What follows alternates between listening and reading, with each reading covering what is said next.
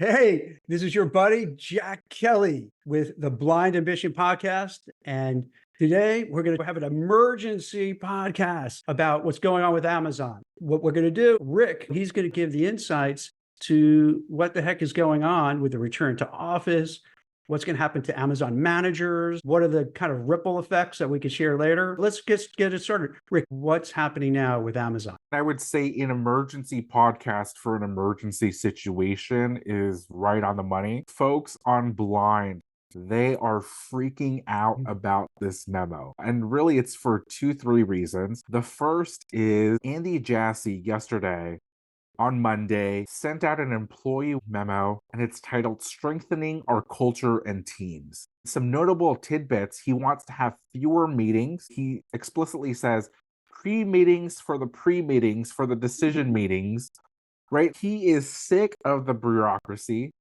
He even wants to create a bureaucracy mailbox to root out unnecessary process or bureaucracy. So he's actually inviting folks to kind of snitch on their managers, snitch on the process that they think aren't working, so he can cut it out. He wants to reorganize the company to cut management layers. He wants to increase the number of direct reports to each manager by 15%. And obviously, kind of the headline thing that a lot of folks are concerned about, maybe this is the death of remote work, because starting January 2025, Amazon is going to go to 5 days a week in the office, no remote work, assigned desk seating. That's currently up from the 3 times a week right now. Jack, does this sound like an emergency to you based on what I said, or is this an Yeah. overreaction? No, I think this could be a big game changer. We've been for the last few years since the pandemic going back and forth with remote, go to the office, hybrid, dancing around it. And to me, it almost seems like they're putting a stake in the ground right now and saying, hey, we're going to do back to the office, no effing around anymore. Get your asses back in the seats. And that's it. No more bullshit. Get in the office, do your work. And it's a game changer because I think since Amazon is such a well-regarded entity, it's very easy to then see other companies going along and saying, well, we do want people back in the office, but now that Amazon is doing it, gives them an excuse to say, hey, look, Amazon is doing it. So now Meta is going to do it, and Google, and what have you. And you're going to see this ripple effect of others, most likely going back to the office. I'm sorry to say that. I don't want to take any glee. I'm just trying to analyze the situation. And I'm not saying this is what it should be, but unfortunately, this seems to be the case. Jack, I think you've hit the nail on the head. Going a bit deeper in terms of the scale and the kind of impact that this decision could ripple out from, Amazon has more than 1.5 million employees worldwide. 1.5 million. Crazy. There's about 150,000 to 200,000 managers. So as you mentioned before, they're going to do individual contributors with managers. Dude, this could be a bloodbath for managers, right? 120 to 200,000 or more managers are out there. Right. Whoa. And so I think a lot of those folks are going to be pretty safe, right? Because if you look at 1.5 million global workforce, about 350,000 are your kind of corporate white collar employees. So 80% of the company, they've been working 5 days a week in the warehouses, out in the field, delivering packages, what have you, right? That's 1.1, 1.2 million employees that work in the warehouses, work in operations. That white collar workforce of 350,000, the folks, that are on Blind, I would have to imagine that the number of managers there is a bit less. So that's really interesting. So that's really interesting. So what you're saying is that a lot of the managers are in the warehouses and such. Do you think they're going to lose their jobs, or no? They're really talking about white collar people. I think the big focus really is the white collar folks, right? The folks that are in HQ1 in Washington State, Puget Sound, and then HQ2 in Alexandria, Virginia. I imagine the focus area for the company is going to be those locations. I'd have to say it makes sense, right? Because those are also the white collar folks. They're making a lot more money. Can we afford to have tens of thousands of white collar professionals that are earning 300, 400, 500, 600K in total comp a year. I think that's the part that folks are also discounting. There are some cost savings involved. The CEO wants to signal to shareholders, hey, we're a 30-year-old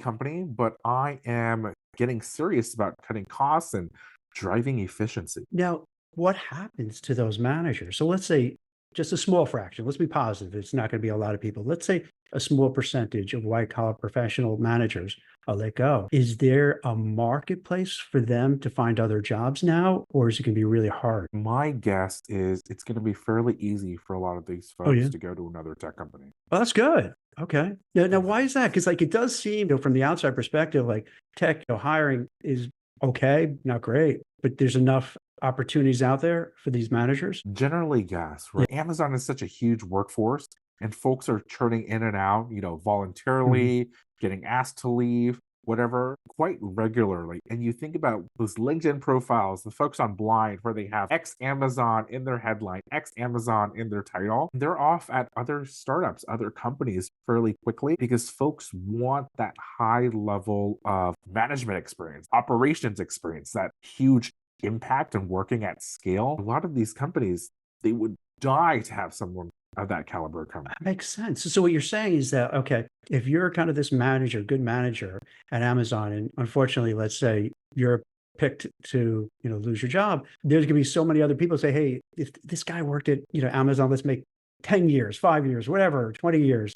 And they're like, wow, I want this person for my company because they know everything. They probably learned so much that they could offer to our company. So it sounds like there's going to be opportunities available, fortunately, right? My guess is yes, but Okay. alternatively, they have a bunch of experience. Why not start their own startup, Mm, right? That is a possible exit ramp for a lot of these folks that, could be a bit gentle, right? We've talked about this in previous episodes, how tech compensation is structured.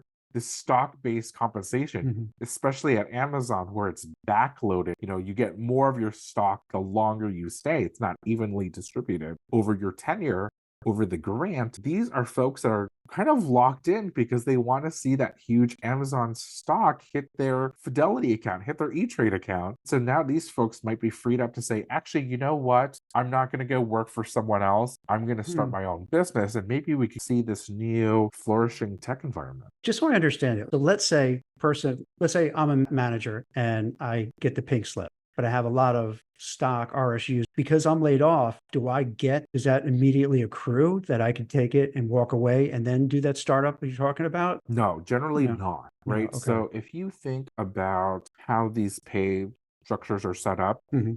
the stock grant in your offer letter at Amazon vests over 4 years. If you haven't been at that company for 4 years, you're not getting that entirety. But all the stock that you've been getting up, as long as you hit that 1 year cliff, as you've been at the company for 1 year, that's yours to keep. So you get something. And I imagine they give generous severance packages too. I'd imagine. I'm not sure. I think Yeah. we have never seen anything like this in terms of hitting these more highly Mhm. compensated folks, right? If there are layoffs, they're primarily going to be hitting managers that have huge grants. You also think, Rick, that this is a way to force attrition. So now that they hear you have to go back to the office 5 days a week, you're hearing managers getting laid off. Then if you're on the fence, not sure what do I do, you might just say, what, I'm going to peace out and find something else. Too much stress. Do you think that's going to happen? You're very smart for noticing that because there are folks that are saying, oh, these are quote unquote gentlemen's layoffs, hidden rifts, right? These are reductions Mhm. in force where they don't have necessarily the bad publicity of saying, I'm going to lay off 10,000 people, where they're actually hoping that some folks are just going to exit on their own, saving them severance, saving them the stock payment, and saving them the quote unquote PR trouble. Is that common? Because I've noticed lately on Blind, Meta and people working at other tech companies were saying, hey, I'm getting called in for PIPs. It's feeling like there is this under the radar kind of layoffs where they're not announcing it in the press, but people are being pushed out. Is that a thing too? Yeah, if I were to compare this to something, it would probably be Meta. I don't know if folks remember, but Mark Zuckerberg, founder and CEO of Meta, In 2023, he sent out this widely publicized, widely shared employee memo Mhm. that basically says something to the effect of 2023 is going to be the year of efficiency. We're going to focus on Mhm. streamlining operations, improving productivity. And it was very similar to what's happening right now at Amazon. There was a reorganization, there was a bit of a hiring freeze. He really wanted to look at the management layer and flatten the organization structure. He didn't want managers to manage managers to manage managers. He wanted folks to actually be out there doing the work, being more tech focused rather than simply being a more operations and process focused. He canceled lower priority Mhm. projects, but one of the things he implemented was he wanted to make the performance review cycle a bit more strict. There were reports from Meta employees on Blind saying, you know what, I'm a manager. Traditionally, we had to rank, let's say, 10% of folks in the needs improvement tier. And now I'm being asked to recalibrate my results and rank folks that maybe it's 12.5% or 13% or 15% of folks across my team, across the company that are now fitting into that bottom category. And, for a lot of these folks at tech companies, they know if you're in that second to bottom or bottom category, that likely means you're probably not going to get Mhm. extra stock. You're probably not going to get a raise. These are all like little hints trying to get you to think about leaving. You're looking at your peers and you're seeing them get new stock grants, getting raises, and you're not. That's going to be Mhm. frustrating. Or alternatively, if you keep getting hit and stuck in this lower ranks, obviously you're going to get that performance improvement plan, which is scary. So we really have second order waves from this. So you start from from going back to the office 5 days a week to fewer managers, and you could just see the chipping away, and each one, like you're peeling this onion, and there are more and more where you say, "Huh, this is more than that memo really put out." When you look at it more deeply, it has ramifications throughout this whole industry. Right. And Amazon has taken particular pride having a pretty robust performance review cycle, right? When you think about 1.5 million employees, that is a hard task in terms of just getting through that Mm, process. Where you can imagine a manager probably has dozens of members on their team already. So just doing those kind of feedback sessions, that takes up a lot of time. So it is a big endeavor. To your point, right? They're chipping away. And I think that's Andy Jassy's strategy here. We're gonna assume that folks are gonna like leave because of the remote work. They might mm, have been in a remote role right now and they can't move to Washington State or they can't move to Alexandria in the Washington D.C. area, and so they're stuck out that way. There are other folks that are just absolutely not going to come back to the office 5 days a week, even if they do live in the area. And then you have the managers that are going to have more direct reports. Maybe they just don't want that. So that's another group that might leave. There's another group that might feel uncomfortable having to rank more of their folks in these lower positions as the performance review gets a bit more tightened, as the standards get a little bit more strict or harder to achieve. Those folks are going to get out. And obviously, the folks that are rated lower than they might have previously, they might want to leave as well. Could there be some other unintended consequences? For instance, as you just mentioning, so let's say you have the certain managers now that you're taking them out of the equation, and you could have more individual contributors. Now, a lot of people they say, "Oh, these managers suck anyway." You know how people like if you have a manager, of course you're you're beating up on your manager. Oh, they're terrible. But let's say they're not terrible, and you remove them, and now you have just individual contributors. Could that actually be not so good because they're not sure what to do? Where do I go? I was depending, even though I didn't like my manager, I was depending on my manager to figure this out or be the buffer between myself and this executive level. Could that also be a problem? Where now, like the people who are working are just maybe not going to be as good because they don't have anyone. I think that's not unique to Amazon, right? Yeah. A lot of these companies, especially these startups that Mm, were running fairly lean already, they generally have flatter yeah. organizations already, right? Because they don't have the bandwidth They don't have the resources to have layers of management. So when we had all these layoffs of startups as well in 2022, 2023, there was a lot of institutional or domain knowledge. And I imagine at a place like Amazon, where a lot of it is that politics of understanding how things are done, right? Andy Jesse's memo made it sound like there's a lot of weird bureaucracy or layers of tape going on. Pre-meetings, before decision meetings, right? There is a certain personality or experience that it seems like thrives at Amazon. And if you have some of those folks out, even if he has that bureaucracy tip line, he can't fix those problems fast enough. Like these things already naturally exist. I imagine it's going to be harder to get some things done for some folks, right? They're going to hit the roadblock where previously that person that knew how to talk to this one person, or that knew how to write the memo in a certain way that Andy will like it. If those folks leave, if those folks are asked to leave, that could be challenging. What about this too, Rick? Because this happens all the time. The worker loses their job. Meanwhile, the senior people keep their job, but those are the same people that could have done something. Like, so where was Andy a month ago, 2 months ago, 6 months ago, a year ago, 2 years ago, 3 years ago? Like all of a sudden he wakes up and goes, okay, now we're going to have to, and in I would have to give him more respect in the letter that he would say, we're going to lay off managers instead of dancing around it and pretending. Anyone who could do some math and they realize individual contributors, managers, they realize there's going to be a lot let go. Be a man and just say, this is what we're doing. He's not doing it. So clearly it was more of a senior manager issue, not the workers. It's the senior managers where someone should have come and said, wait a minute, we have too much bureaucracy. Let's start like 6 months ago, a year ago, 2 years ago, figuring it out, not just wait till the last minute and then just like, boom, boom, we're just going to get rid of you guys, right? It seems cold and callous. My cynical reading, I'm going to maybe take what you said to the next level. Even more, right?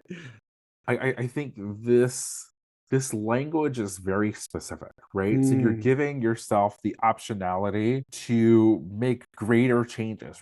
This memo, what was really interesting is it's an employee memo, but the company decided to publish it on their company blog.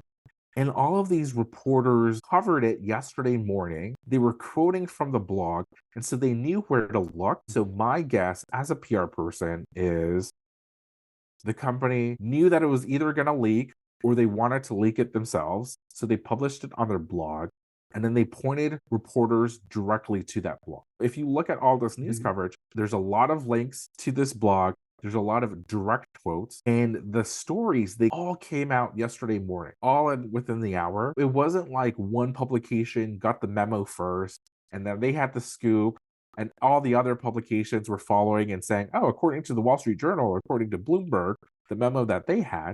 No, they were linking directly to the piece. My theory is the management and Amazon wanted this to go out. They wanted it to be very general and vague because right now it's the middle of September. It's about to be the end of Q3, or is coming up. They're out there trying to say, hey, let's actually try to boost the share price and say, hey, investors, shareholders that are out there, we are fighting for you, right? We're going to reduce bureaucracy. Don't count Amazon out. We are going to shape up, reorganize the team. We're going to make the managers work even harder, and we're going to ink out even more profits. Like these are all just signals, I think. Wait a minute, because like you're like 100 steps ahead of me here. I'm trying to catch up. So what you're saying, I think in part, is that they purposely wanted this to be leaked out because people aren't doing what you and I are doing and really dissecting it and diving into it.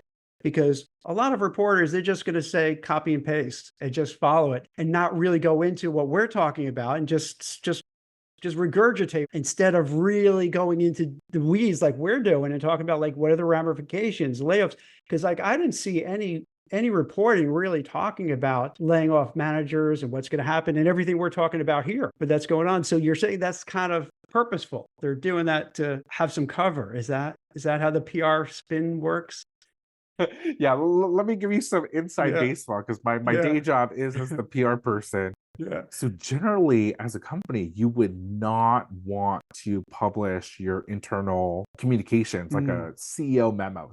Certainly not to all employees. And the only reason why you would publish it yourself is One, you expect your employees to leak it, right? It's where you're just going to beat them to the punch Yeah. and say, actually, there's nothing to leak. I'm going to publish it myself, or I'm going to share it myself. So you see CEOs post memos on Twitter. You see CEOs post memos on their blog or on the website. That's just a way to blunt the effect of a potential leak. Alternatively, the audience is not only the employees.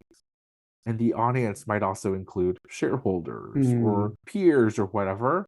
And so then you're going to take the added step of publishing it on your blog, publishing on your executive's social media so that you can actually reach that larger audience. And you're actually talking directly to these folks when you're going direct. Then when all these reporters are reaching out, I think likely what happened is their PR team probably gave notice to one or two trusted reporters and said, hey, on Monday, we are going to, Andy Jassy is going to release this memo addressing all of our employees. We're going to strengthen our team. We're going to strengthen our management structure. Here's the memo under embargo. And so giving something to a reporter under embargo means I'm going to share with you the results or the document or whatever it is, the news, before a certain predetermined time so that the reporter can then have access to that document. They can then write a thorough research story. They can obviously quote from that material. And then once that embargo date hits, all their stories go live at the same time. Looking at this memo, the title is literally strengthening our culture and teams. Like that is just So corporate vague, jargon. right? It means nothing. Right. It really just means nothing. It doesn't say This is not, managers are going to be, cut and destroyed. no. It doesn't. That's It, not the title. it means nothing. I read this as a Yeah. PR person and I think, wow, like this is a group of PR folks and some lawyer that are going in, looking at every single word in terms of how reporters can tear it apart, how customers can tear it apart, how partners and vendors can tear it apart. The cynical people that Mhm. just hate Amazon, how they're going to tear it apart. And just writing it, and it's this writing by committee, this like safety behind corporate jargon, this like general vagueness. Like this You is just not how. glaze over. Like when you're reading, you just glaze Totally. over. And that is a strategy, right? Yeah. Where I've been a PR person and there are issues that come in. Sometimes I know if I am as descriptive Mm. and as boring as possible, a reporter is not going to use that in their quote, Yeah. is not going to use that in the story. And so sometimes that's exactly what I do. It's a tactic where you're Mm. hiding behind this kind of weasel language. All right. Can I give, and I don't mean to try to put a positive spin because it's going to impact a lot of people, but here's a Sure. couple of positive things I think could happen or you could learn from it. Number one, this is going to sound crass, but whatever. If the people going back 5 days a week to Amazon in their ginormous campuses, odds are other big companies are going to follow suit. So Yep. for people, I'm not saying you should do this or not. I'm not giving any financial advice, but I'm going to tell you what I'm going to do. Most likely, you have these things called real estate investment trusts, or you have these ETFs that invest in real estate. So if I was a betting man, and I am a betting person, is that more people are going to start coming back to the offices. And, for the last few years, everybody's wringing their hands. Oh my God, what's going to happen with commercial real estate? Everything is going to go south. And then all the banks lending money for these real estate places, they're blowing up and so forth. On the positive side now, if they go back to the office, real estate prices should start kind of coming up again because people are coming back into it. The ecosystem around the big cities where they're based will start getting better because a lot of them, when there was remote or hybrid, they closed down. So now that Right. ecosystem could kind of maybe grow again. You could get, if you invest maybe in these real estate trusts, and the reason I'm saying real estate trusts, because unlike BlackRock that could just buy like thousands of houses all at once because they have the money, but for the average person, it's hard to do, but you could do it through Right. ETFs and other securities. And then you could buy, specific real estate. So that's one thing. And the other thing Rick alluded to is that we've seen this pattern all the time. XYZ company lays off such and such people. Where does the stock price go? Up all the Right. time. So I haven't looked at Amazon, but I'd imagine even if it's not up now, it's going to be up moving forward. So that And might what be a is good buy. crazy What's crazy about that second part is in the past, generally, layoffs were a sign that a company was doing poorly, Yes. and it would lead to the share price going down. Yes. And company PR teams and investor relations team would kind of be embarrassed, and they would use these euphemisms like Yeah. reorganization, reduction in force, right sizing to explicitly avoid using the word layoff because they didn't want their share price to get impacted. Now it seems like, hey, it's actually a positive signal. And obviously, Jack and I, we're not investment advisors. We're not trying to tell you Right. what to buy, and we're not, cheering this on. Certainly not. But isn't that so insane in terms of where we are in the economic cycle, Dude, everything where becomes everything's upside down? topsy-turvy. The whole world is topsy-turvy. It's crazy, right? All right, mass layoffs. Yeah, stock price goes up. What? What's going on? I don't know what's going on. These are real people Right. losing their jobs. It's just crazy. It's No, it's it's it's insane. Bizarro World. To the top of the hour of what we were discussing, I think it's really smart that you're kind of playing this chess in terms of thinking about, okay, well, this memo came out yesterday. What are actually the downstream effects, right? How is it Mhm. going to affect attrition? How is it going to affect these downtown cores, this foot traffic, the impact for other businesses, the impact on the real estate market? Amazon is so huge, right? They are in Seattle. They are probably the largest real estate Mhm. corporate tenant landlord in Seattle, right? Suburban Bellevue, which is right across the sound in Washington state. Obviously, Arlington, Virginia, right in the Washington, D.C. area where their HQ2 is. They also have folks in the San Francisco Bay Area. They have folks in Austin, Texas, Boston, I believe folks in Nashville, Tennessee as well. These are all downtown cities, downtown cores where there are other businesses, right? Yeah. That are going to maybe benefit, right? The restaurants, the shops, whatever. But also now my labor market is going to be actually changed, right? Because now I don't have to force being remote to get that star candidate. Now I can say, well, Mhm. there are other choices, Amazon, and Amazon's going back to work too. So this could actually shake up what other companies do in terms of remote work, compensation packages, even, right? Where you have a flood of Amazon Mhm. managers that are coming out into the market. Maybe some of them are desperate, right? There are these folks out there that might want a lowball, and I'm certainly not endorsing it.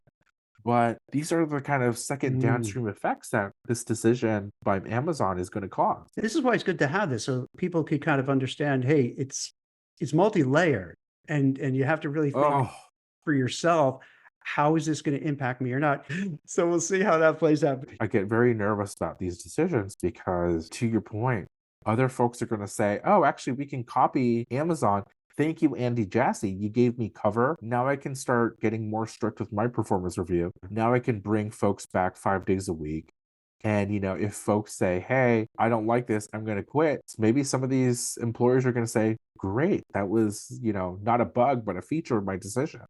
Like, Yeah, what we could do is this, we could kind of keep an eye on it and then come back and see, hey, what we were talking about, is that happening or not? Did we find other companies that laid off too, and so forth? So this way you can judge these patterns, because by knowing these patterns, it's helpful for people to know how to navigate their own careers and how to be careful and how to watch out to say, uh-oh, I've seen this before. I got to start getting my resume together, finding a recruiter, networking, and not be complacent because we've seen this play out again and again. So be prepared. be prepared is Yeah. right. And I really appreciate that kind of reminder, Jack. Thanks for doing this episode. Awesome. I would say it was good but it's never good when it's these kind of challenges. But I think it's Oh, these helpful terrible headlines. to give some color and context, because you're right. Because with the press, they're just giving the blah, blah, blah, blah, blah. And no one's like, whatever. But I think we're delving into it. I'm not saying we have all the answers, but at least we're prodding people to say, No, wait, let's think this through. How is this going to impact me? And what do I need to do? That's really what we're about with this podcast, really just trying to help people and give them advice and suggestions and guidance and turning them on to new ideas. All absolutely. right, cool. Spot on, Jack. Excellent. Thank you very much, Rick. This was awesome. Dude, you're like an expert in this space, bro. You're awesome. No, That's it for The Blind Ambition. If you enjoyed the show, please leave us a 5-star rating and a review. And don't forget to subscribe wherever you get your podcasts. Thanks for listening.